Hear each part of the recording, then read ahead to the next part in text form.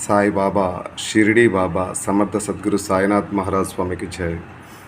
మన భక్తి ఛానల్లో ఒక భక్తుడు సాయిబాబా దేవుడు కాదు, సరే నీ ప్రకారమే ఎన్నిసార్లు చెప్పినా కూడా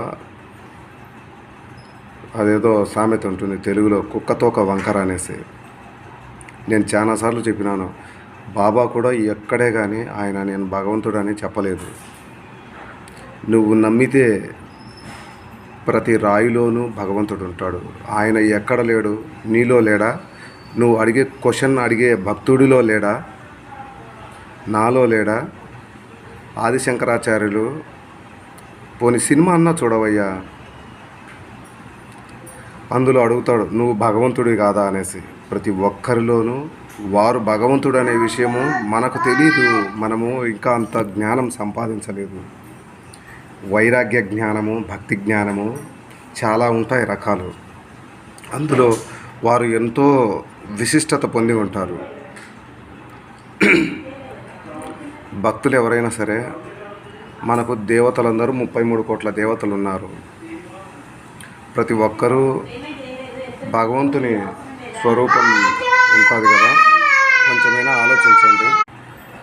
కనుక ఎప్పుడైనా సరే ఇతరుల విశ్వాసాలను గౌరవించడం నేర్చుకోవాలి. ఓకేనా?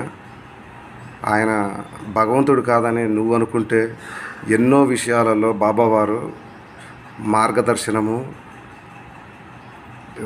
సశరీరంగా ఆయన మాకు అనుభూతి కలిగించిన విధానం మాకు తెలుసు. కాబట్టి గత 20 సంవత్సరాల నుంచైనా మేము ఆయన కొలుస్తున్నాము. బాబా అంటే నమ్మకం. అలా అని మేము ఎప్పుడే కానీ మిగతా దేవుళ్ళని అలా ఇలా అని ఎప్పుడూ చెప్పలేదు. కనుక ఎప్పుడైనా సరే యూట్యూబ్లో వీడియోలు వెధవలు పెడతారు, 100 వీడియోలు. వాళ్ళకేం తెలుసు? పోనీ ఆ పెట్టిన వీడియో పెట్టిన వెధవని ఎప్పుడైనా మీరు అడిగారా?